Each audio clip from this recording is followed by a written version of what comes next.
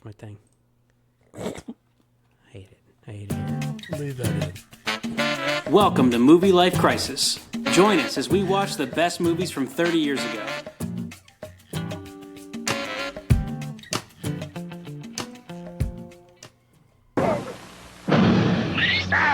A deadly virus rages through a small California town. We got 19 dead. We got 100 more infected. It's spreading like a brush fire. What are you talking about? If a team of dedicated doctors can't find a cure, the military has a solution. You're gonna wipe out the town. They're gonna kill all those people. Can't do that. Dustin Hoffman, Rene Russo, Morgan Freeman. Outbreak, rated R. Now playing at a theater near you. Wowzers. Yeah. Could you see cool. that? We have video. Yeah, I could see it. Dude. That was I'm excited nice. about that. I didn't know that was a thing. I mean, I remember us talking about it, but... Yeah. They just upgraded our recording platform that we use, and now we can put video in there. So if anyone's watching on video, which again, we advise you do not. Yeah, that's a step backwards. You can see the actual trailer. So on Spotify or on YouTube, you can see that. That's great. Movie Life Crisis Season 5, Episode 4, Outbreak, 1995 movies. Can't believe it's season 5 already. That's for reals weird. Yeah, man. It's time flies, and now we're doing that heralded documentary about what's going to happen if there's a pandemic. I wonder if it's true or not. I wonder if that's how it will go. No. I don't wonder The that. part of it's real. The part where you're like, you can't make me wear a mask. Get him, Jimbo, and drive off in pickup trucks. Then you drive your F-150 through the woods. You're like, I'm not listening to the scientists. This is bullshit. There wasn't even an internet in '95, and people were like, this is dumb. I'm not listening to the experts. Yeah, they I got was shot doing my down own by research helicopters, back in my hunting camp, and I've decided Yeah. I'm immune to this monkey virus. The whole time when we were watching that part, Jake was like, "Oh, Fauci's going to shoot him down with his helicopter." I was like, "Okay, I've ruined my 12-year-old. That's no good." That's ridiculous. Oh man. But I like that he knows that and can make that joke. It's pretty funny. Yeah, we wanted to pick this one because I came back from Costa Rica last week and actually did get the flu or something. So I was like, hey, I think I got bit by a monkey. I don't know. You got the monkeypox. That's awesome. I'm patient zero. They're going to come shoot me with a tranquilizer any minute now. If Cuba Gooding Jr. and Kevin Spacey shoot me with a tranquilizer, I'm in deep trouble. Yeah, you're in way big trouble. They're going to touch me in a bathing suit region. No, don't touch me there. This is my no square. I didn't know that was a thing until I had a daughter. Oh, man. Then Show she me on the sings doll all where he time. touched you. Gross. Yeah, dude, I'm glad we did this one. Yeah, me too, man. I remember really liking this one when I was younger, so I was glad we got to watch it again. I remember really liking it, and I remember it being a big movie, and it was. Yeah. Way bigger than I thought, too. Dude, and the cast was like Dustin Hoffman, because my wife was like, oh, you guys are doing Outbreak? She's like, who's in there? I was like, Dustin Hoffman and Rene Russo, Morgan Freeman, and like a bunch of other people, but I can't remember all of them because I hadn't watched the movie. Turns out it was a ton of people. Ton of people. Patrick Dempsey and Cuba Gooding Jr. and friggin' Donald Sutherland and Kevin Spacey. And yeah. It's a jam-packed It just kept going. Yeah. And even J.T. Walsh, the guy that we always talk about. I know. And he was good. He was uncredited. You like that His guy. part was good. Yeah. He was giving the halftime speech, like, let's go win one for the Gipper, but in the White House Situation Room. Yeah. Throwing around the actual book of the Constitution. I've read it. I read it. That's the part that I know is not true. No one in the White House has read the Constitution. That's for sure. That part I'm pretty sure of. Yeah, man. I don't know, dude. This movie was number 24 on the year. So I mean, I guess there's a chance we might not have picked it, but we were both like, well, let's definitely do that. We got some stuff way lower than 24. I'm glad we picked it. Yeah, dude. We're doing Major Pain, which is like number 1,000 on the year. Totally. Mallrats was released for like 3 days. Yeah, Dude, one of my kids who we talked about my podcast right before he had to turn something in the margins, he wrote, I think y'all should do Major Pain. And he put it, and when he turned it in, I got to see that. And the fact that one of those kids knows it, it doesn't matter that it's 1,000. We can... dude, Major Pain, Pain's- I still quote all the time. Yeah. It'd be one of my most quoted movies from this year. Like at least every 2 weeks, I'll say like, if he's still in there, he ain't happy. Or pop got to titty be out the somebody boy's needs to mouth and kill let him. him grow up. What did you just say to me? It's pop your titty out the boy's mouth. Oh man, I love me some Wayans. Yeah, dude, I'm glad we picked this movie. Yeah, give us a synopsis. Quick synopsis. Deadly virus threatens to spread uncontrollably, and a team of doctors and military personnel must stop it before it wipes out an entire town and possibly the world. Dude, I'm not going to lie. The whole Patrick Dempsey part of this movie where he was riding around with the monkey trying to sell it, I kept thinking of that freaking roast joke where it was like, I don't remember who told it, but it was like Andy Dick over there trying to give AIDS back to the monkeys. Oh, God. Poor Andy Dick. He wasn't such a weirdo. That's freaking great. Yeah, the whole time McDreamy was driving around with Marcel, I was like, I need this part to hurt. Like, all right, so it's 2 hours, a little over 2 hours. Yeah, it's long. And I know that we always like, oh, we could take this part out, we could take this part out. There's a lot of parts I couldn't feel like I could take out, but the whole McDreamy part, I just wished it was faster. But Is Harry and the Hendersons road trip through the freaking forest with Marcel the monkey? Yeah. I wish they could have edited that differently so it would have felt faster, but you can't take it out, right? I would have done all my trimming in Act 3. That was the part that I was like, all right, this is taking forever, and it's completely gone off the rails. But yeah, I'm sure you can make that shorter. I mean, dude, you can just start with like Marcel the monkey escaping from a container ship and running off into the woods. Right. Like you could just skip that whole someone smuggled him in and sold him to a pet store owner and then released him into the woods. You could skip that whole bit. Yeah. But the thing is, like, I mean, me and you were complaining about it being 2 hours and 8 minutes because we're old and we got kids and we have jobs. But this movie made $190 million, so I don't know if that was even a valid critique. And it was also like when the pandemic hit in 2020, alleged pandemic, it was the fourth most streamed movie in Netflix for like that whole year, 2020. Oh, that's great. That's great. So, I mean, I want it to be 20 minutes shorter. You probably do too, but I don't. Maybe no one else thinks that. Right. Of course, $50 million during the alleged pandemic, though, you didn't have anything to do. You're just wiping down groceries and watching movies. I was wishing it was twice as long. Dude, I couldn't get Wendy to watch this during the pandemic. She's like, no, I only want to watch happy stuff. I was like, come on, man, it's Outbreak time. It's going to be great. So I was like reading zombie novels like watching and stuff. Christmas movies during Christmas. It's an Outbreak. Yeah, she was fully on board to like dig a pandemic garden in our rock-packed dirt in our city lot. Which if we'd had an easier time digging into the asphalt, but for some reason she didn't want to watch Outbreak. Can't watch it. Yeah, I'm with you. Anyway, $50 million budget, $189 million gross, number 24 in the year, between Heat and 9 months. Yeah. Gotta bring I the think we're heat. going to do 9 months, but I do remember it. Bring the 9 months. I think it's a pretty big movie. Are there any other movies that are, what would you call this? A medical drama? A medical thriller? It's not a horror movie, right? No. I don't think this is the a one horror that I movie. always think of is the Sean Connery movie from a few years before, where he's working in Africa trying to find the cure for AIDS. But it's not a pandemic movie. But it's like it has a lot of like similar like themes and stuff. I feel like I've never seen that, but I know what you're talking about. He's wearing like a suit or some weird button-down shirt with a vest or something on the cover. Dr. Quinn, Medicine Woman, is that it? That's not Medicine right. Man. Medicine Man. That was closer than I thought. Yeah, dude. And if you look at the poster, he looks like the freaking David Carradine Kung Fu. Like he's like standing there. He's got his like long ponytail. Nice. 1992. That did not make our 92 season. You know what's weird is I just pulled up the pictures on IMDb of that they have for the movie, and they're showing all the people showing up for the premiere. And the first picture, Sir Sean Connery. Nice. Circular. Dude, so what? There was no other like a medical thriller. I don't know, a medical disaster. I don't know, movie? man. I'm sure there probably were. I mean, they made so there was another screenplay that was getting shopped at the same time as this one was in development called The Hot Zone. The Hot Zone, yeah, I read about that. And then this movie got made, and so they ended up not doing that one because they're like, well, we already did that. And the author of that screenplay, I think they ended up doing it as a TV miniseries. And she was like, that was a better story, and it was a better project, but like this one was already working.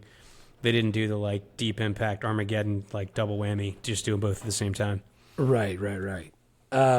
Oh, snap. Now that you said it was a, a series, I found it. Oh, cool. I'm going to have to check that out. Because the girl that had that, I did read about that. She said, like, mine's a way better thing, a way better package, she said, a way better like, mine's script. better. But Yeah, the other one was that's already great. being done. Yeah. Yeah, still I liked it. I didn't find any awards, dude. Did you see any awards? I didn't see any. No, I did not. Like, I'm trying to figure.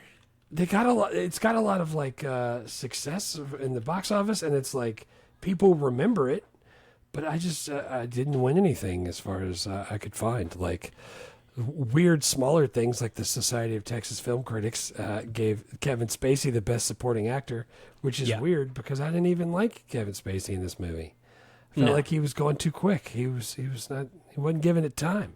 So like I got distracted because you were asking about medical disaster movies, and I found a list, but I don't think a lot of these don't seem like they are that to me. Like 12 Monkeys is on the list. Yeah. Although that's like a sci-fi thing because the guy comes back in time. Right. And then 28 Days Later and 28 Weeks Later. Those I think of those as zombie movies. Yeah. But I don't think they were Outbreak. zombies. It was an outbreak of rage or some crap like that. So I know, but I still think of it as zombies. Yeah. Outbreak, Contagion from 2011. Contagion. That's the only other one I Steven had written Soderbergh. And Contagion then some of these was I haven't pretty even good. heard of, like Monsters, 2010. I never even heard of that. World War Z, I Am Legend. Those are both zombie movies. Quarantine from 2008. That is like a horror movie. Yeah. Resident That was- Evil, also zombie. Yeah, a lot of these are like zombie movies. But Man, there are a handful of them. But I The think zombie like nerds are Contagion gonna in be so mad that 2011. we're calling a lot of these zombie movies. Dude, well, I mean, they don't officially call them zombie movies, but they're Right. for No, sure zombies. dude, I'm totally with you. When I talk about apocalyptic end of the world zombie movies, I'm like, I Am Legend. But then people are like, oh, that's not a zombie movie. Those are vampires. I'm like, okay, you know what? You're missing the point. Yeah. It's just Will Smith talking to a dog. And Schooner is a sailboat, stupid head. right. But please don't write the letters. We know that they're not zombies. And we do have to say that because if you're old enough to remember this movie, you're old enough to have written letters. Yeah, you're going to fire off an angry missile. No sequels or spin-offs. Yeah, unless you count all the movies you just listed. Right, We which don't- I am not gonna. Do you remember where you saw this? Dude, I definitely remember where I saw this. This was in the Town and Country because I can remember nobody wanting to go with me to see this, and me getting off at 9 o'clock at Eckerd with my minimum wage $4.25 an hour job, and walking down to Town and Country, watching the movie, and then having to walk back. Which again, I don't consider this movie scary. Even in the COVID era, I don't find this like super scary. So like, but walking back from Town and Country past that Radio Shack and then around the corner towards the Eckerd where I was parked in an empty parking lot at like almost midnight because it was a 10 o'clock show or a 9:30 showing. Like I can remember going like, okay, I'm going to walk a little faster just in case. So like, I definitely, Before a monkey bites me. yeah, I don't want to be next to a wall where the monkeys can jump on me. So I'm like walking super fast. And I totally remember doing that, which is weird. That's amazing that you remember that. And by the way, do you remember what a movie ticket cost in 1995? No, I don't. $4-ish, probably. Yeah, I think I looked it up and it said average price was $4.35 Yeah. based on 1,200,000,000 tickets sold. But I feel like for us, it was maybe even a little bit less. I think it probably was. I think $4 sounds about right. And then But like, I because like the that matinee you- was even cheaper, right? Yeah, but I like that you worked for whatever $4.50 an hour, Yeah. $4.75, and then you could see a movie for $4. Yeah. And now movie tickets cost $11, but you don't get paid $11 an hour. No, you don't. Not minimum wage. Also, like the difference is, now hey, do you want to see this in the lay down seats, in the seats that rattle your butt with bass, and also you have glasses and you're surrounded by sound? That's going to be $43, and then like, it just gets, Town and Country. You had to bring your own chair. Like it wasn't even. Yeah, dude. You know what I'm floor saying? all Like sticky.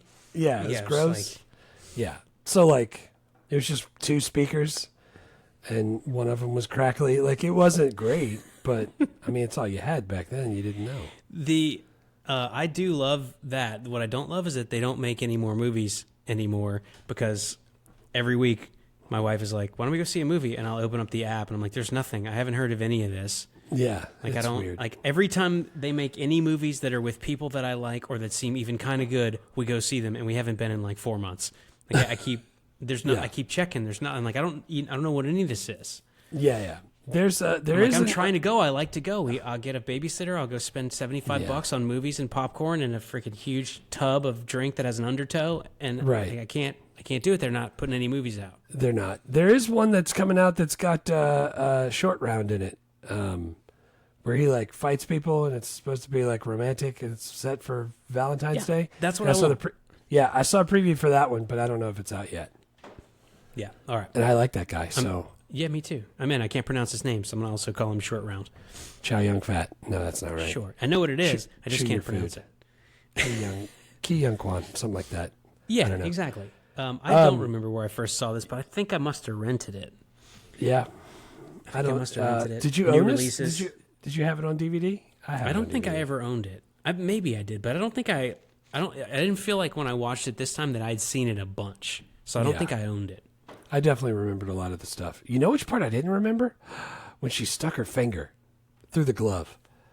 That I like gasped. I was like, I forgot about that. That was great. Like, I like remembered when- that part. when I don't remember. I knew that was going to happen because I remembered that was the thing that was like driving the last like little bit of the movies that he Yeah. had to find the monkey or she was going to die. Yeah, Spoiler alert.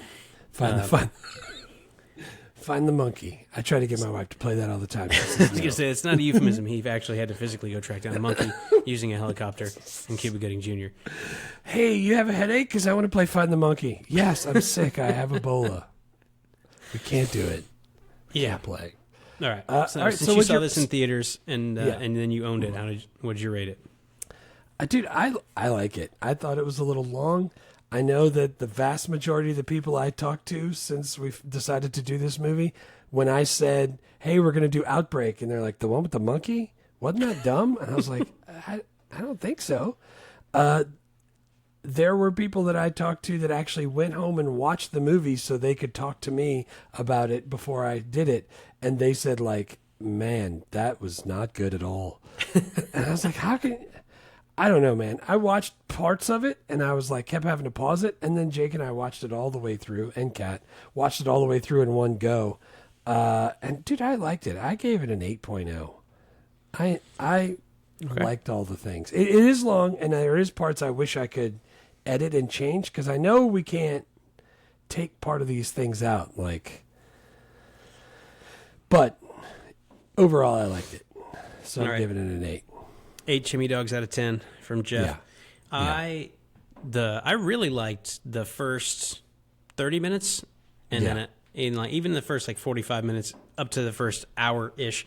Yeah. It had a bunch of stuff. Like it sets up really good, and they're doing the thing where like it cuts to a new location and the text appears over the screen like someone's typing it. It tells you where they are, and it gives you like quotes about how much this is going to kill people, and I love that stuff. Right.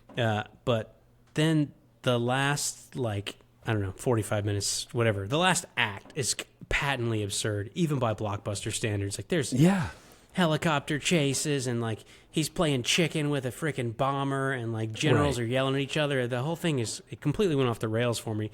And it was like 20, 25 minutes too long. Yeah. And I think that really, like, nosedived my enjoyment of it, because at the end I was like, come on, man, that's what? Yeah. So yeah. I would have the first half like an 8.5, and the second half or the last act like a 5. So I ended up giving it a 6. 6 out of 10 for me. So I see what. That's the same thing that this guy at work said. He's like, dude, the very end, are we seriously? Yeah. You're just gonna blow up a whole town, and that's gonna be a thing for reals? Like there's no checks or balances on that, and it's gonna be up to 2 people in a helicopter talking somebody down. I was like, yeah, man, that's kind of, I like the absurdity of it a little bit. Like, I don't know. Like, I know it's trying to be as realistic as possible because, you know, it's about an outbreak and you want to make it sound realistic. But I don't know. I kind of like that whole thing. The whole thing at the end when they're hovering over the town and they got to scare the bomber away. I don't know. I liked all that stuff. But I do see what you're saying. Me and you both like books like this, like apocalyptic books. Everyone dies of a virus, and there's a band of survivors, and they have to turn a bike into a horse cart and then survive. Right.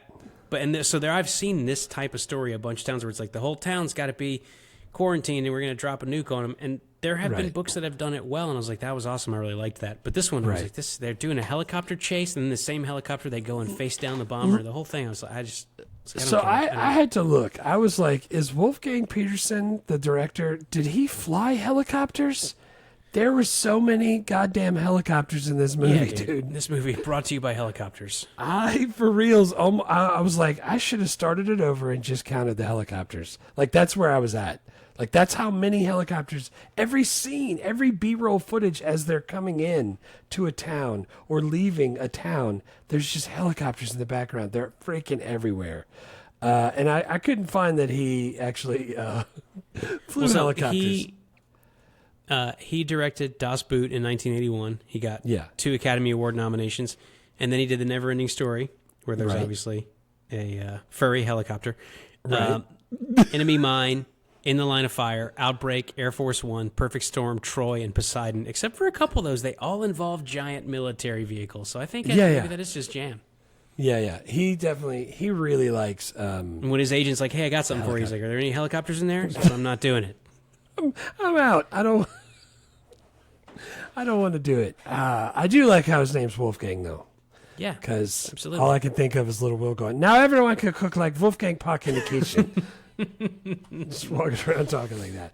I would totally rewatch this again, but I would only rewatch the first 45 minutes to an hour, because that part I was like, this is awesome. I forgot this was this good. And then by the end I was like, well, come on. What's happening now? Kat was a little upset that McDreamy died, and... because she forgot that, and then he had to rush back to his apartment that he shared with Brendan Fraser. He had a monkey in that movie too, didn't he? Or a chicken or something? Yeah, he had a rooster, right? He had a rooster, yeah. Yeah, and then what's his name ate it? Yeah, boy, Hobbit. Yeah, dude. I see what you're saying. I get it. It is absurd, but I think that's what I like about it. Yeah, man. Let's do scenes. What's your first best scene? There's a scene between Morgan Freeman and Dustin Hoffman when they're already at the little town. Both of them there now. To be honest, I like their scenes back and forth. I think Dustin Hoffman kind of hammed it up a little too much compared to Morgan Freeman, but I think they both did it really well. And when Dustin Hoffman explains that he knows something's going on because he's like talking about the orange juice, like the stuff that they gave him that they had already made. And they're going back and forth. I thought that was really, like, they kept referring to each other. Like, he kept saying, we know about that. We are going to do that. And then, like, Dustin Hoffman's giving him, like, the speech where he's like, yo, we can do this. Do we know that we are killing people and stuff like that? I just thought it built the tension just right. And then he walked out and slammed the door, and it sounded like because it's those portable buildings, and he slammed the door and it sounded like a friggin' porta potty door slamming, and he was out of there. I really liked it. I thought that built it up, and that's the first one I picked. Yeah, that's a great one. I did also like all of the Dustin Hoffman, Morgan Freeman scenes, because they're both such good actors, and I don't think they're ever in another movie together. It's like, yeah, man, just let them cook. That's awesome. Yeah, dude, what's not to love about friggin' Morgan Freeman? I mean, I know he gets in trouble for what he does in this movie and has to go to prison with Tim Robbins, but like once you realize like he's changing, I freaking loved it. I liked his character a lot. Yeah, man. And I kind of the whole thing is confusing to me, the military thing, but you're also friends. It's like, hey, sometimes it's like, hey, Bill, and it's like sometimes it's like, hey, General, and you salute. That seems difficult. I think if people are around, you're supposed to salute and say sir, but if nobody's around, you can call him Billy. Yeah, okay, sounds good. By the way, total Academy Award wins by this cast, I got it at 6. I got 2 for Hoffman, 1 for Freeman, 2 for Spacey, and 1 for Cuba Gooding Jr. That's pretty good. And Donald Sutherland, I think, got like a Lifetime Achievement Academy Award, which I did not count. But nice. 6 Oscars across 4 cast members. It's a pretty freaking stellar cast. Yeah. For a movie where they're just chasing a monkey. Dude, the cast is good. I'm with you. I like it. Well, that's why I like what you're saying about Dustin Hoffman, like hamming it up too much. When the guy's won 2 Oscars and has been great for 40 years, I just kind of assume that means the director probably told him to do that. Right. Because he clearly is able to act really well. And he didn't. And then do when it he in does all ham the it up, scenes. usually no. That's what I'm saying. I think that's the direction. When he does ham it up, like in Hook, I absolutely love it. Yeah. Oh man, the eyebrows. He didn't ham it up in every scene, and that's why I don't know. I just really liked it when they interacted with each other. Yeah, he's good. I think of him as older than he looked like in this movie in 1995. But he wasn't. I don't know. I don't know if that even makes sense. But I was like, it seems like he should be older than he is now, but he's not. He's almost 90 probably, right? How old is he? He's 87 I looked it up earlier. now. Yeah. So he would have been 57 in this movie. He looked freaking damn good for 57. Yeah. Stupid Hollywood jerks with their money and their nutritionists. Stupid eating good. Private chefs and their tans. My first one was the montage of everyone getting sick. Yeah, that's like my second scene. I called it something different, but yeah. Because I like how it's the general and the other general, and then they have the third general are like, "This is we're fine. It's 1,000,000 to 1. It'll be totally fine." Then cut to like somebody coughs on someone, gets off a boat, doesn't wipe his hands, just starts high fiving people. Someone's in a movie theater falling down, and then that movie everyone theater is sick. Dude, that scene where you could see the spittle in the air and the water droplets are suspended, and then it goes in the other girl's mouth. I was like, Dude, and then the guy falls down and drops a tub of popcorn on himself. Yeah. Yeah. I was thinking, I'm trying to imagine like watching this movie in a theater, seeing that happen, if there actually was a pandemic like happening at that time. I remember thinking, man, I'm glad they really picked movie theater. Luckily, I'm at Town and Country on a Tuesday at 9:30. Ain't nobody in here with me. Because I remember during the pandemic, the alleged pandemic, actual pandemic, I was no touchy, no touch. Right. People be like, "Hey man, how's it going?" I was like, "Hey, just stay over there. I see you fine from where you are. Don't come over. It's fine." I've seen Outbreak. Back up. I've seen it recently. I was putting groceries in the decontamination chamber for like a week. Just like spraying them down with hand sanitizer. No one knew what the hell was going on. Making the Walmart people drop it off, just turn in a circle, getting sprayed down by the stuff. Yeah, so like this whole movie, I was just having flashbacks. I was like, man, the good old days. When I was like trying to learn how to cook stuff on YouTube because none of the restaurants were I was like, someone coughed on our sushi one night when we ordered takeout, and I was like, well, this goes in the trash because I don't want to die. I don't know how any of this works. I think you're supposed to take the fish off the top and throw it, and if it sticks to the wall, you're still good to eat it. I think that's how it works. Yeah, I think that's spaghetti, if I remember right. But, maybe it's spaghetti.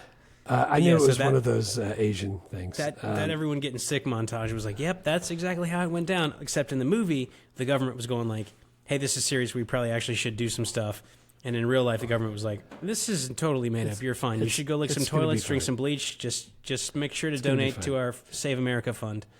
It's, dude, I have the same exact thing. I said like the hospital breakdown where they were like, everybody just starts deteriorating so rapidly, and they're showing all the different people. And like Kat and Jake and I were like, all right, so wait, the monkey that ate the banana is going to get sick, right? And then the guy who owned the monkey in the pet shop is going to get sick. And then what's his name got spit in the eye. He's going to get sick. And we were trying to like do the contact tracing and follow up with it. And it just kept moving so fast. And then he kissed his girlfriend, and like everything goes downhill so fast. And I really like that. That part was awesome. I picked that as my second one. That's a great scene. Yeah, that was.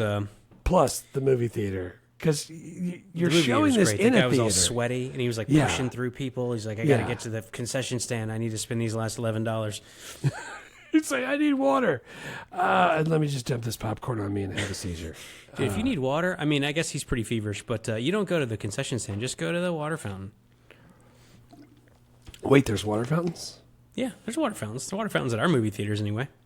Oh, I don't know that there are any. Maybe there is. Whatever. Yeah, now that I think about it, yeah. That's my second one. My next scene is when they're quarantining the town, and the mom has to go and leave her family. It's like, hey, if you're sick, just hang a sheet out the window and the soldiers will come pick you up and come test you. They're all sheets. And so she's like, she's got her husband and her like 2 daughters, and she's like standing up and she's like kind of sweaty. She's like, all right, I'm going to go. And she's like, you guys make sure to be good for dad and like brush your teeth. Yeah. And the daughter, like 7-year-old, like tries to run and hug her, and the dad's like has to grab her, and just mom's like, no, don't come over here. Yeah. And like that was the kind of scene that I thought was a really good touch, because it's like, hey, there's millions of people are going to die, and it's Dustin Hoffman, it's Rene Russo, but it's like, here's the regular people. It's here's like one of us is maybe sick, but the other people are maybe not. Right. So I really liked that one. Yeah, and she had her bag with her, and I can remember Kat going, girl, you ain't going to need that bag. You about to die. Just put that down. And then, like, she gets in the truck, and she gets to the school, and she goes out in the back where the field is, and they're all going to be in different things. And there's, like, people walking with their hands in their pockets wearing shorts and flip-flops, and she's got a whole bag full of stuff. I'm like, she's glad she brought that. I know she is. So, yeah, dude, I that scene, again, there's stuff you can take out, but I'm glad they don't take out stuff like that, because I feel like that did that. Yeah, I wouldn't take that one out. I like that one. And I like that. Obviously. Also, I had a question for you, because you have 2 kids. Would you rather be the parent that dies in the pandemic, or the parent that survives and has to raise the kids? No, stop right there. I want to be right now I want to die before these people. Yeah. I'm not going to be able to handle that. Are you kidding me? I was certain that was going to be your answer. You want to be the parent I mean, I don't want Cat having to raise the kids by themselves. They'll be animals. But if it's her or you. Yeah, if it's her or me, I want me. Plus, I think she has more insurance on me, so if I die from something like that, they're set. Yeah, everybody wins. Except you, but then you also kind of win. Yeah, boy, do I. It's like a tiny little vacation. As I close the car on their side and I walk around to the driver's side, this is exactly what I was thinking. That's literally the part I was thinking of. That's great. All right. What's your third scene? Third scene, you're going to disagree, is the ending standoff where they're hovering and they're trying to talk to the guys, and he's he's confronting Sutherland's character, McClintock, and he wants to drop the bomb. Sutherland wants to drop the bomb. Dustin Hoffman's like, no, we got it. I promise we could do this. It's just, to me, like the dumb military jocks versus the science smart people that are also part of the military, but not really. And they're having the showdown, and Sutherland is just freaking chewing the scenery, and freaking, he's a power hungry general that wants to do it. And Dustin Hoffman's like talking to the guys in the plane from his helicopter. He's like, if you think I'm lying, drop the bomb. If you think I'm crazy, drop the bomb. But don't drop the bomb just because you're following orders. And it, like, the music's building up and the plane's getting closer. And then they show him like, oh no, holding their hands up. And the plane misses them just barely. And then the bomb still gets dropped, and you don't know because you see it falling. I mean, you know once you've seen it, but like, I knew it wasn't going to do the thing, but like, you see it, and he's like, he dropped it, sir. And then you could see it slowly dropping with the parachute, and then it goes over water. Dude, I freaking love that shit. I know it's ridiculous, and I know that hopefully it doesn't get to that. I mean, as we get further into the future with how it is now, nobody knows what any of this shit's going to be like, but you hope it doesn't come to that. But because it did, that's what I kind of liked about it. There were things about that resolution that I really liked. I liked the standoff between Dustin Hoffman and Donald Sutherland, because they're awesome, and there's some really good dialogue there. I didn't like that it took place while Dustin Hoffman was in a hijacked helicopter with Cuba Gooding Jr. trying to face down a bomber, and he was on the phone with Donald Sutherland. Yeah. That was the part I didn't like. I was fine with Face Off. And there's plenty of good movie endings that I really like, where someone convinces someone not to shoot a bomb that they were supposed to. Yeah. I like that part too. Just the fact that he's like, hey, we got to hijack this helicopter. You know how to fly a helicopter? He's like, yeah, kind of. He's like, all right, let's go. And then they go, fly right at that bomber. It's like, I'm betting he's going to swerve. Too late for flapjacks. He did swerve, though. It worked out. And then Morgan Freeman gets on the radio, and he's like, hey, I got to tell you. He's like, this is a warning from your commanding officer that you're in his way, and if he can't make his bombing run, there's going to be serious consequences. Yeah. Dude, that's one of my quotes. That shit was awesome. And Donald Sutherland's like, why the hell would he say that? And Dustin Hoffman's like, oh, he just told us what to do. This is awesome.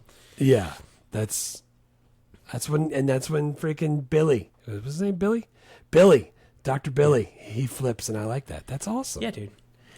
That part was good. There's parts of that I definitely liked. My third scene is also in the part of the movie I didn't like, but it happened so fast. It was kind of ludicrous.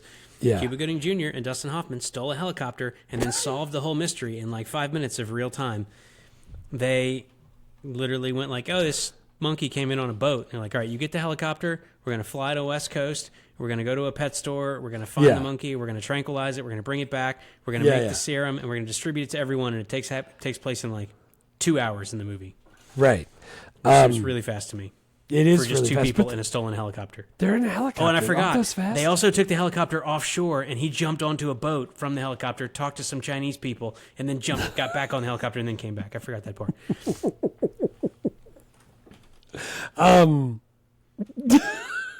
I want to see how fast a helicopter can go, because I'm starting to worry. A Loesch helicopter. Isn't that what they kept calling it? Yeah, here we go. That's an OH-6A, in case you people were wondering. Since we got the zombie shit wrong, we're going to get the helicopter stuff right. Maximum speed of 175 miles an hour, but other ones say 150. So somewhere around 150 to 175 miles an hour. But at that top speed, it only has a range of 267 miles. He said this bird can go 400 miles before it has to fill up. I don't think Cuba Gooding Jr. can fly a helicopter. I mean, he's got 60-something hours. And he's heard about fog. The problem is that Cedar Creek, the town where the outbreak takes place, is fictional, so we don't actually know where it was. We can presume that it is somewhat close to San Francisco because that's where they flew before they flew out to the ocean to jump onto a boat. What about the Palisades? Is that a real place? Not the L.A. place that's on fire, but I'm saying like Palisades, is that a city? Because remember, that was where someplace they went. Yeah, there's also Palisades right between there. Out by Tahoe. So how far is that from San Francisco? Do we know? I like how we're breaking this down like it makes a difference. I think we should take the whole movie. We should take the whole movie completely serious. That's 196 miles to San Francisco. So the helicopter get there and back without refueling, barely, without stopping offshore to jump. If you have to find a boat in the fog first, and presuming that the thing was exactly topped up before they got on, all the way full. Oh, it was definitely full up because remember the guy was out taking a leak. So I mean, whatever. But that part, so much stuff happened in such a short amount of time, and I was like, "This is absolutely wild." Yeah. And then it got even and they had more wild. But in that whole then they had part, a helicopter dogfight. Yeah, they did, which I like too. Over or under, sir? I would have said over. Yeah. In that really sped up portion of the movie that goes by super fast and they find all this stuff out, they still have time to build up the tension of having to shoot Marcel while that girl weirdly calls him with a half of an apple. Her face was weird. Why was she doing it like that? Because kids are not good actors, but you sometimes have to use them. Yeah, she was trying to lure the monkey out, and the monkey was apparently very wary. Yeah. She kept standing in front of the it. Tree. Luckily, he was already wearing his camouflage. Yeah, he was. So he could just shoot with that Marcel. cool hat. I don't know why he looks cool wearing that hat, because everybody else looks idiotic. But he looks does, cool and he also that. looks really cool with the army thin mustache, like Gregory Peck in Renaissance Man. Yeah. I wish I could grow a thin mustache like that, but it would not be a good look for me. Yeah, I definitely cannot.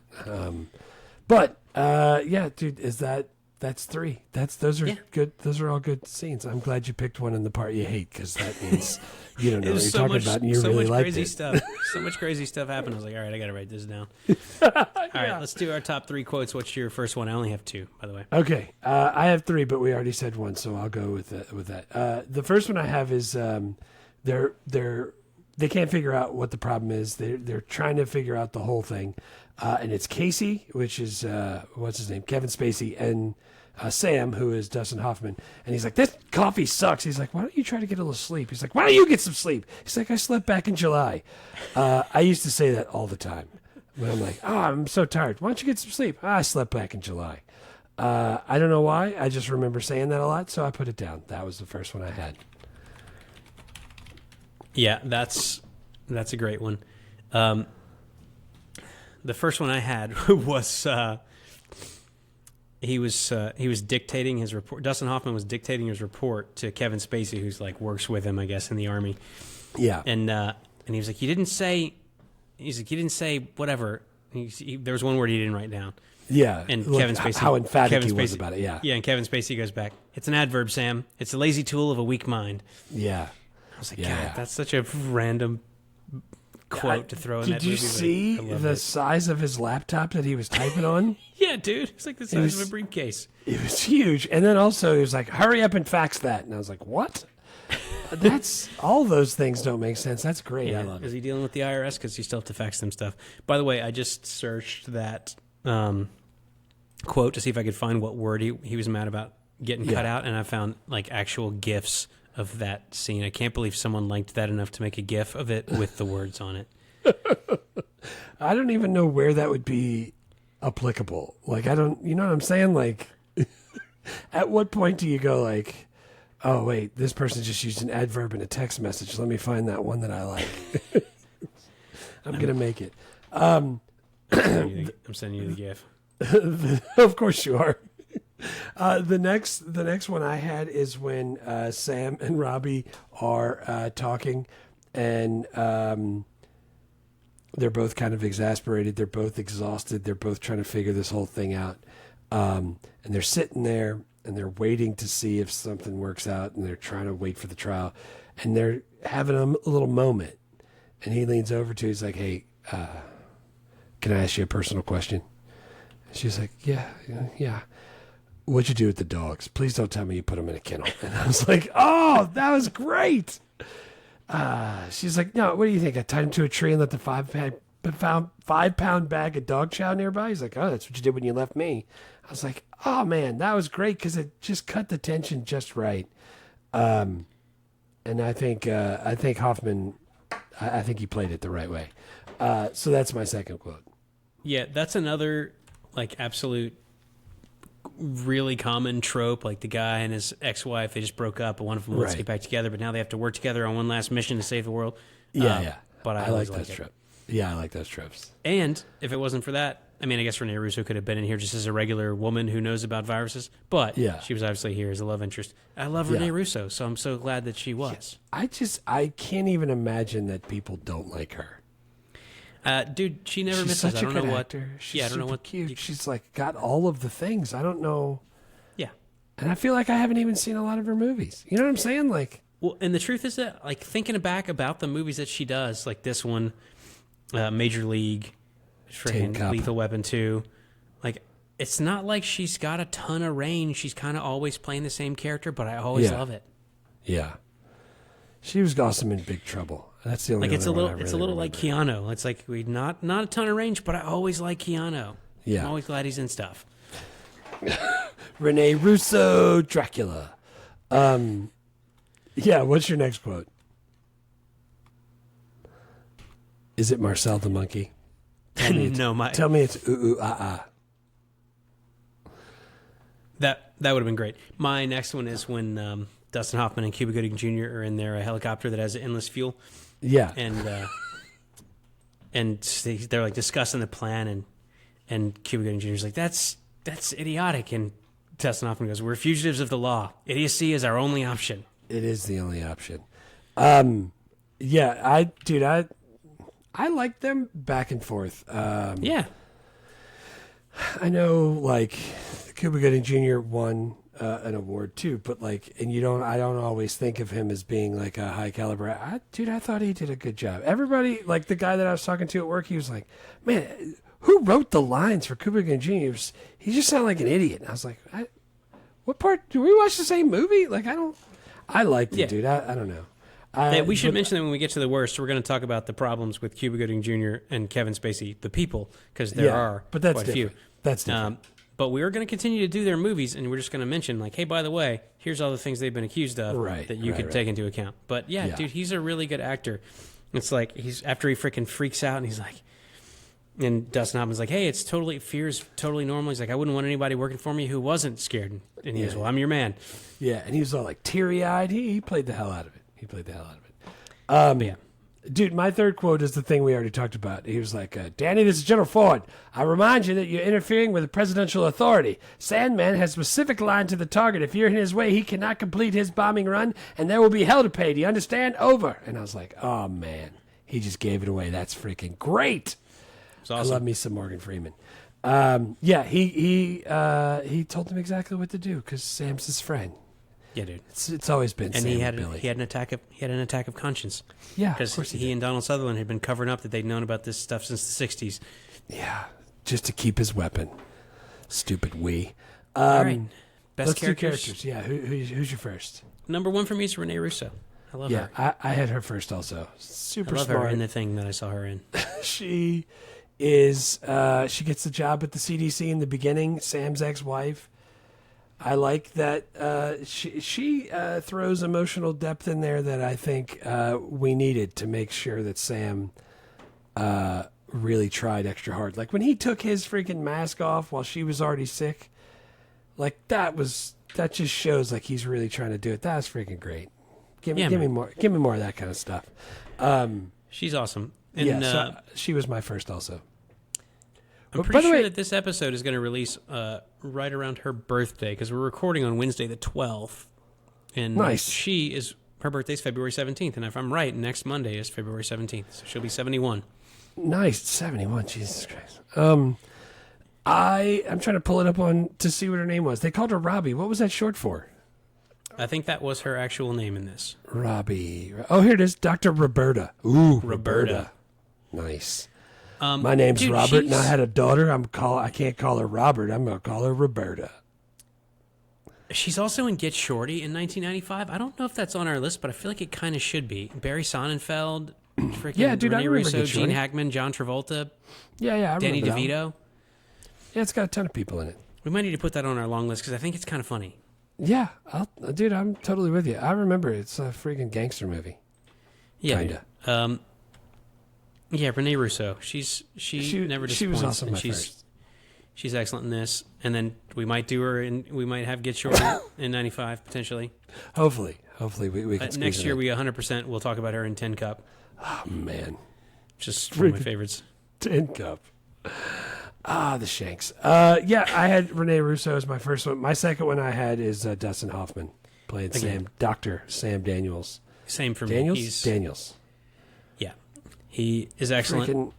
I don't know what kind of doctor he is.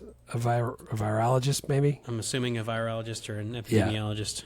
Yeah, deals with viruses, and he freaking kills it. I like how he's wicked short too. By the way, Jake was like, "That guy seems short. How big is he?" And we looked it up. 5'4". That's pretty short Nice. for a dude. I feel like Rene Russo's pretty tall. She was a model before she started doing acting.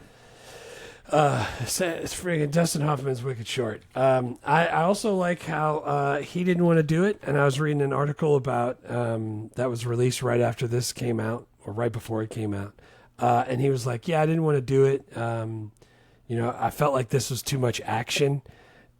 Which I kind of see that, but like his kid said, oh, man, 60 pages of helicopter chases. Yeah, his kid's like, "Dad, this sounds really cool. I think you should do it." And he's like, "All right, if you think it's cool, I'll try it." Dude, it worked out. I freaking love me some Dustin Hoffman in this. Yeah, he's done a lot of stuff that I don't like as much. Not that I don't like his performance, just it's like the type of movies that I don't really care about. Right. But that's what he's like gravitates to, and that's yeah. He's an actor. And like looking at it, like dude, Kramer versus Kramer, Rain Man, Graduate, Midnight Cowboy, Tootsie, Wag the Dog. Yeah, like, friggin' I Dick love Tracy, Tootsie. Ishtar, Hook, All the President's Men. I like, dude. Do you remember Hero, where it's friggin' Gina Davis, where he like I can't remember, dude. Something about like he pretends to save people from a plane or something like that, and she tells the story. I can't remember. It was something like that, and I remember it being Andy really Garcia. good. Andy Gina Garcia. Davis. Yeah. I freaking love that movie. And he's also in Sphere. Yes. Who's that? Stephen King? No, that's Michael Crichton. Michael Crichton. Yeah, that movie was weird. I liked it. Super weird. But I get it. There's a lot of stuff that he's in that like is not really in my wheelhouse. There's only so many movies that I can watch that are like that. He's a ridiculously good actor, and he's like, I mean, really good. I'm sure I was in my 20s, like probably pretty deep into my 20s before I realized that he played Captain Hook and Hook. That's how good he is. It's the eyebrows. Probably not. I own that movie, and I'm sure I read his name on the box. But like you could, I'm still like I don't understand how someone can do that. It's totally Mr. Smee. It's totally the eyebrows. Yeah, I put Dustin Hoffman as 2. Third for me is Morgan Freeman because again, I love Morgan Freeman. Yeah, And I like good. him. I like his part in this. He like has an arc. He's Dustin Hoffman's friend. He's also his boss, and he's doing a secret plot behind everyone's back with Donald Sutherland. Yeah, it's great. Yeah. I picked Cuba Gooding Jr. for my third because I just liked the way he played it. That's why I couldn't understand what that dude was saying. Like, I don't know, man. He just sounded idiotic and he seemed weird. I was like, he's the guy who's making all this happen. He can fly helicopters close to a boat. He can freaking shoot a monkey with no scope. Like he's killing it. And he can work the freaking what's it called? He was doing the microscope. He was doing the microscope. He was making up the serum, which happened really fast. If I learned anything from our pandemic, that shit came together in a hurry with equipment that he had inside of basically a circus tent. Yeah, it was a blow-up circus tent. I liked it. Yeah. It's the Cuba food Gooding booth. Jr. had we're a lot of skills. making orange juice here in the food booth. That'll that's be what I picked for the $3.25. third. Yeah, Yeah, dude, that's good. I like Cuba Gooding Jr., the actor. Sucks that now it turns out he's not a great person because I've always really liked him. No, I think the longer we're alive, the more that's going to keep happening. I think what it's going to do is it's going to make me surprised anytime someone turns out not to be a terrible person. Like, it's just going to be more like, hey, this person's shitty now. It's well, that sucks, but I guess if you're rich and famous, you're probably going to turn out to be shitty. If there's like 3 famous people that aren't shitty, I'd be like, well, at least we still have Tom Hanks and Mr. Rogers and James Taylor and whoever else has not turned out to be shitty. And that's it. Yeah, and dude, and it's weird too because they have something called the Weinstein effect. Yeah. That's actually talks about like, hey, people in power get to abuse people, and it happens more than you think, and it's freaking just crazy. It's like the amount of people that are like, Matt Lauer and Louis C.K. and all the people that you think I wouldn't expect that, and all of a sudden they do it. That's weird. Yeah. I don't know. But yeah, I picked him as a character because he was my jam. What? We want to talk about the director, Wolfgang? We've talked about him. He only directs a movie if there's going to be a large military vehicle in it, like a By the way, submarine or a tank or something like that. If we don't do Troy when we get to 2004, I'm going to be super upset. I definitely do Troy. I like love that movie. Yeah, it's way good. Because I'm going to do the whole Eddie Izzard bit about why doesn't Achilles just sink his whole foot into a block of concrete? Come back here. Oh, man. Who's in that? Brad Pitt? At least he's still a good person. Wait. Yeah, no. Wait. He's terrible also. Wait for it. And Sean Bond is in that. Who's it? Oh. Sean Bean. Sean Bean. Eric Bana. Yeah, dude, I like Troy. We'll definitely do that. Yeah, I want to do Troy. Also, dude, I said Cuba Gooding Jr. last night in front of Jake, and he was like, Junior, does that mean his dad's important? I was like, his dad was in an R&B group, The Main Ingredient. You have definitely heard me play Everybody Plays the Fool, and that's the song they're popular for. I was like, but you probably heard the Aaron Neville version. We know the Aaron Neville version. But and he goes, I didn't recognize most of the words you just said. I was like, oh, come on. And then I played it, and he was like, oh, yeah. Everybody plays the fool sometimes. Yeah. He knew exactly what it was as soon as I said it. Listen, baby. So, yeah, Cuba Gooding Sr. is in that. The writer, dude, there was 2 writers that were listed on this one. One of them didn't have a lot of information about them. Yeah. Lawrence Dworet.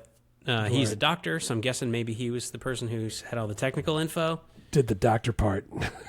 Yeah, did the doctor and stuff. And then the other one's named Robert Roy Poole. Yeah. Who he's an assassin. also wrote, since he has 3 names. Also wrote The Big Town in 1987 and got a story by credit for Armageddon in 98. Which is pretty cool. Armageddon. Do you like that one? I like that one. Dude, I love Armageddon. It's completely idiotic, but I think it's a great movie. I can't wait. What was there's a Kevin Smith bit where he's talking about that. He's like, wait, we're going to teach we're going to send oil drillers up there, and we're going to train them to be astronauts. Can't we just teach the astronauts how to drill? It's like, no, it's got to be the other way around. We're doing that. No, the story is actually freaking Ben, what's his name? Ben Affleck. Yeah. Asked Michael May, he's like, why would we teach drillers how to be astronauts? Maybe why that's would what we it was. teach astronauts how to drill? And the director's response was, shut the fuck up. It's great. Oh, man. I like me some Affleck. Dude, the freaking faces he's making lately in the pictures of him just sad as he's walking around the back of a car on this little tiny vacation away from whoever he's dating. It's freaking great. I love it. I had a couple of bonus good. Can I talk about that right quick? Yeah. There was a camera angle where they were walking out of the thing wearing the yellow suit with the squared off helmet. And the camera angle was from inside the helmet, and it was fantastic. It was like very first person view, and I thought that was freaking great. So I wanted to mention that. Also, I know we joked that the monkey, we called it Marcel, like from Russ from Friends. But it actually was the monkey, Marcel from Friends, just so in case, because we joke about shit like that all the time. So it really was. Also, those type of monkeys, the capuchin, is that what the type of monkey it is? Yeah, they're not from Africa. They're from South America and Central America. So they're New World monkeys, just so you know. And the last thing is I like how they had like USAMRIID and the CDC and all of the places that are going to be closed down soon, where they talk about it just seemed the doctory part that old Lawrence worked on really did feel realistic to me. Yeah, dude. And I like that. And I like that part. I am personally very excited to get back the $2 a year I pay in taxes so we can shut down all those organizations. Because who needs them? Who? Oh, God, dude. All of us. Hold on. Wait. We need him. It's great that I'm doing this right now because I just taught the Black Plague. And I was comparing it to the pandemic that we went through to show them like how it spread and stuff like that. And they were like, I said, like, this started in Asia and it made its way through the Silk Road and all that stuff. And I was like, hey, where did the COVID start? And they're like, China. It's a China virus. I'm like, yeah, it started. Dude, I'm in Southeast Louisiana. They said it. So they're like, yeah, it started in China also. And they're like, yeah. So wait a second. So who told us about COVID? I was like, yes. They're like, no, Mr. Horn, who told us about COVID? I'm like, yeah, they did. Like, Mr. Horn, who told us about COVID? I was like, yes. And they're like, I don't. So then next slide has like WHO on there, and I talk about like how they finally get it, and they're like, man, it was so worth it. It was just like you did your own reenactment of Who's on First for a class of 17-years-olds that had no idea what you were talking about. No idea. They were like, who told us? I was like, every dollar. Like I was just third base. I break your arm. You say who's on first. Same issue. I was committed to the bit too, man. It was like a 3 minutes in, and they were still like, no, really. That's amazing. Who told us? I was like, I know they did. Every dollar. All right. You got any more bonus good? No more bonus good. No more bonus good. All right. The first worst I had is just Kevin Spacey and Cuba Gooding Jr. So I'm going to start with Kevin Spacey. There's a whole section of his Wikipedia entitled Sexual Misconduct Allegations. Yeah. Which is, going back to 2017, he got accused by at least, I think, 9 people. Yeah. 8 of them worked on House of Cards of sexual misconduct. Yeah. But once it gets over a certain number of people, you're pretty sure, like, I know it's still allegations. I know guilty when you're proving it. But, like, man, like, so many people. That's just, it's crazy. It's crazy. Well, the weird thing about Kevin Spacey is so obviously, like, Netflix just said, like, you're not in the last season of House of Cards. He was in a Ridley Scott movie, and they reshot him so that someone else could do the part. But then the Spacey stuff, he was found not liable in a civil lawsuit in 2022, and then in a separate criminal case in London, he was also acquitted of sexual assault charges in 2023. So, like, according to the legal system, he's beaten the accusations. although he's rich and has lots of money, so presumably good lawyers. Yeah. But yeah, man, that's a lot of accusations for him to have gotten acquitted twice. Yeah. So Yeah, I don't yeah. know what to think about that anymore. Like you say, that's a lot of people to have all accidentally thought that he was sexually misconducting them. Right. And then he's like, but I wasn't really. I just brushed against you. I was on my way to do other stuff. Who's the guy from Rent that shit, I had his name a minute ago. And I remember reading an article with him and he was like explicitly talking about it. Freaking Rapp maybe? Yeah, Anthony Rapp. Anthony Rapp. Yeah, like I can remember reading a thing when this was all like kind of fresh. Maybe. Yeah, and that was from the 80s, ago. and Anthony Rapp was 14 at the time. Yeah, that's and Kevin Spacey was an adult. So that's one of those things. Like you read about it, and you're like, man, acquitted maybe, but also like that's a super messed up thing to do to someone, whether or not it's the court found that it was illegal or not. Right. I'm not letting him come to my kid's birthday party. man.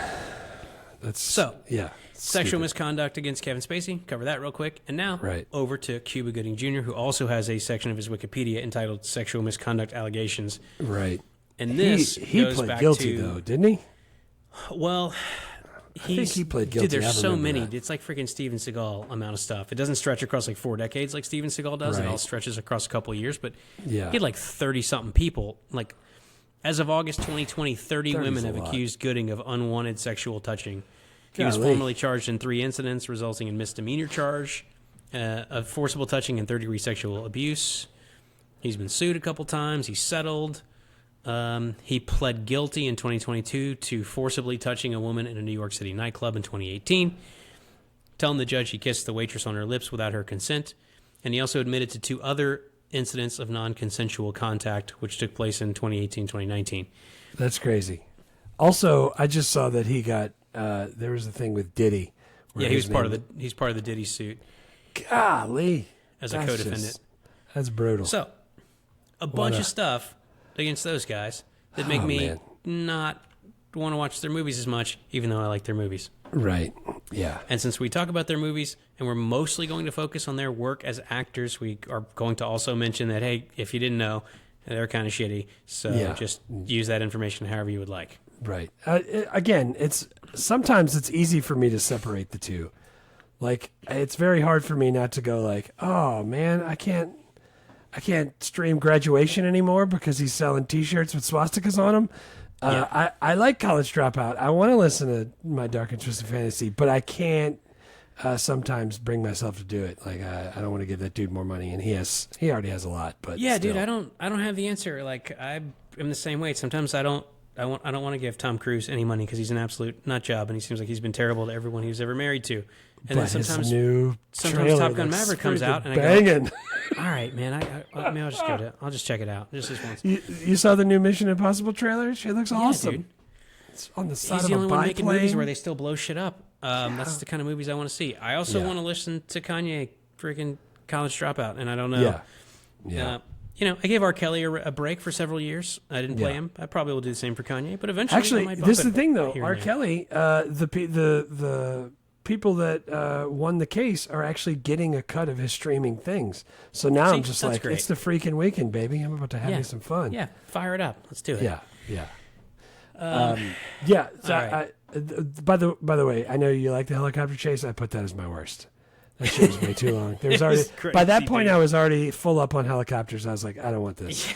We can pull that my out. monthly quota for helicopters. Yeah. I fully support that. Old tech, dude, the fax machines and the typing on computers that are the size of briefcases. The state-of-the-art government computers didn't that have black screens with green text. Yeah, and also he brought her paper into her house. He's like, "Here's your paper." I was like, "Oh man, that's not how they do it anymore." My parents still get a paper. They still get the Times-Picayune and the Daily Star. That's great. They might be the last subscribers. I don't know, but they're still paying for it. Yeah, that's great. Did you have anything political correctness? No, I mean, dude, there was a woman and a black. I don't know what else we could have done. No, I'm joking, obviously. I put on there that the whole scary Africa trope. I know, dude. That's that they don't do that anymore. We all hate Chinese people now, not Africans. No, we've shifted. It's not really. It's not anymore politically correct. We've just shifted to a different country. We picked. But the thing about Africa is, it's always like, hey, it's Africa. Everyone lives in mud huts. It's like, do they have the internet there? Yeah, I mean, there's still a lot of villages that don't have running water or like a power grid, but like they got the guy up on the hill chanting. It's like, maybe that was a remote part of Africa where they don't have capuchin monkeys because they're in South America. I was gonna say, if you come to Ponchatoula, you'd be like, man, this whole place, y'all freaking ride horses to school. Like, it's freaking weird. Maybe it's a rural part of Zaire that they were in, but maybe I don't know. Yeah, I don't have any other worsts. All right, man. Let's do 5 questions. We're now overtime because we had to talk about all the sexual misconduct allegations for Cuba Gooding Jr. and Kevin Spacey. It's okay. Those jerks. Yeah, it's all right. 5 questions. Yeah, let me scroll to that. Cool. Is it okay for kids? Kevin Spacey's not, obviously, but what about the movie? I don't know. That kind of struck a chord with me, like a minor. No, A minor. Probably not good for young kids. Jake was like, "Ooh, that's brutal." Like, there's a lot of virus-related deaths in medical horror, and if they're dude, younger, it's all like hemorrhagic fever where they're bleeding out of their eye sockets. Yeah, it's not, it's not family friendly. I was going to say 13, because if you're younger than that, there's no amount of Doc McStuffins that's going to bring him back from the brink of going to the doctor and seeing that medical stuff. So, yeah, I'd say 13 or older. Yeah, especially during flu season. Yeah. Or pink eye season. Would this movie get made if it were pitched now? Yeah, of course it would. Yeah. Couldn't they make it about COVID? Yeah, No? dude. I think, who's going to watch it since COVID was fake? COVID. It's obviously a fiction. The movie is based on that fiction that we had in real life. That's the thing that I kind of worry about with the modern world, in addition to all the other stuff I worry about, like dying in the water wars. Like, we're moving to Michigan. We're just going to run out of stuff you can make movies about because like half of the country has decided that thing's not real or that it's somehow gotten to be political. Yeah. Like, I don't know how epidemiology got to be political. Yeah, but politicizing stuff is weird to me, how they do that. It's very strange to me, but it always also makes me wonder, like, if someone suggested making this movie, would studios go, we can't do that. No Republican's going to go see it, and then we won't make enough money. Yeah, maybe that's... dude, they're thinking about it because they're worried about the money. So, like, maybe that is a thing. That'd be crazy. Yeah, and maybe that's not the case because, again, we know absolutely nothing about how movies are made. Yeah. But it seems like every time there's like we're in season 5 and we really don't. Well, dude, what are we going to do? Take a field trip to start knocking on studios' doors? Hey, can we ask you guys some questions? We've been doing this podcast. But like every time they recast something and it's like, hey, we're gonna make it a black princess, and everyone's like, we're mad about that. It's a culture war. I was like, dude, it's made up. This shit's it's a fairy tale. It doesn't matter at all. It's all fake. Right. Yeah. So I get it. So there's a lot of people who get mad about stuff that I don't understand why they care one way or the other. Yeah. Like Kendrick Lamar wearing bootcut jeans. Who cares? I know there's a lot Serena of Williams crip walking. It's awesome. There's a lot of 90s moms that are like, hell yeah, bootcut jeans coming back. I can't wait. That's what I'm saying. Dude, so if they make it, do you make it like Contagion? Do you remember that one? That was so much more serious than this one. Yeah. Do you like this one, this kind of light, maybe some action, some sort of thriller, more than the serious drama of Contagion? Yeah, I think I do. But I mean, they make medical drama shows, and every network runs one like once a week. I freaking hate them. Kat loves those things, man. I hate people them. love medical procedurals, so you can't really go wrong doing that. Yeah. But yeah, I like the movie, and I kind of prefer this one to the more serious one. Yeah, me too. Yeah, man. Do you got any recasting? Yeah. Dude, you know how I do it when it's actually people that I could recognize? And Dustin Hoffman, how old was he when he made this? 57? He was 47 or 57. 57. Guess who's 57 this year? Cuba Gooding Jr. So he plays Sam Daniels, right? All right. He gets uncanceled to come back and redo this movie. Robbie is going to be ScarJo because they're the same age. Nice. Billy, Dr. Billy, Brigadier General Dr. Billy Ford is going to be Benicio del Toro. General McClintock is going to be played by Kiefer Sutherland because now he's the same age that his dad was when he played him. Nice. And Casey, who is played by Kevin Spacey, is now going to be played by David Schwimmer because he has a rapport with the monkey already, who I assume is still that monkey's alive. dead, but I assume he's still alive, but I just wanted to throw Schwimmer in there just because of the monkey. maybe we can do like AI for the monkey. Probably won't do a real monkey. I like that. I like that. I just did a couple of them, but I had Emily Blunt for Doc Robbie. Nice. I like her, and I feel like she could wear like a lab coat and look like she knows stuff, deliver medical jargon. Yeah. And then he's too And fight young, people. but I kind of like Adam Driver for Dustin Hoffman, mainly because of the nose. Yeah, he could play that part really well. I think he is he'd be younger really than good he at is, but I think he could play it really well. And And plus, if he was El- in the Marines, so he knows how to salute, which I think is a plus. If Emily Blunt's playing the love interest or the woman in there, I think it would fit. I like that. I like that. I would totally watch that. But yeah, I came up with those two, and then the rest was like, but dude, there's like 6 or 7 good parts in this movie. This would be an easy one to cast. Yeah, and they're all not kids, so I was like, let me try to get They're into in their this. 30s and 40s and 50s. This is prime for us. Yeah, and the fact that Cuba Gooding Jr. is now the same age, and so is Kiefer Sutherland. Sutherland. I was like, I'm with it. I'm doing it. We're doing Yeah. the thing. Yeah, it's a slam dunk. Yeah. Can you still watch and enjoy this movie in 2025? Yeah, I mean, it hits different post-COVID now, but yeah. It definitely does. I'm glad that we watched it. I wish that the last third of it was different, but honestly, I hadn't seen it in so long. Yeah. Because I wasn't allowed to watch it during the pandemic. So I was excited to watch it. Yeah, agreed. I didn't find it streaming anywhere. I rented it for $3.99. So Nice. We keep picking these movies that aren't available. That sucks. I can't believe we're in 2025 and that's a thing. You can't find them. Get out of here. I'm still shocked that there's movies that you can't find. I don't understand how Yeah, that's what I'm saying. how that's happened. That's just stupid. Yeah. What's the next movie? Oh wait, Next movie? we're gonna release. How you gonna it get fired on your day off? Got me on tape stealing boxes. Dude, Stealing we boxes. What are you trying to build a clubhouse, Greg? we should release this one on a Friday. We're doing Friday. Yeah, can't wait. Dude, I love it so much, and I don't think I've seen it in probably 10 years. I'm super excited. Dude, I can remember the first time seeing this is Jonas bought a copy of this for me, and it was on 2 CD-ROMs.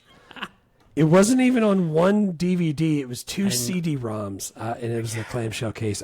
Dude, I love it. I don't know how I'm going to narrow it down to 3 quotes or 3 I don't scenes. either, man, because I could I think of can't. 3 off the top of my head, and I would Yeah. leave out. Yeah, she's Check. liking them too. Yeah, we're going to have to throw parental advisory up on that one. before Parental we start. advisory big time. But man, I'm so happy to enter the era of Chris Tucker because this is great. Oh, man. But yeah, next episode Friday. Friday. We'll have Mannequin coming soon on Patreon. Now that I'm over the death flu, we're going to get that knocked out and get that up. Now that So, you're over the monkeypox, we got it. We're ready. Free 7-day trial of Patreon if you want to. Remember, sign up on the website. Don't use the app because they charge you extra. And Yeah, go to the Vaya website. con Dios. Vaya con Dios. Nailed it. Thanks for listening to Movie Life Crisis. Please subscribe, rate, and review. And remember, don't drive angry.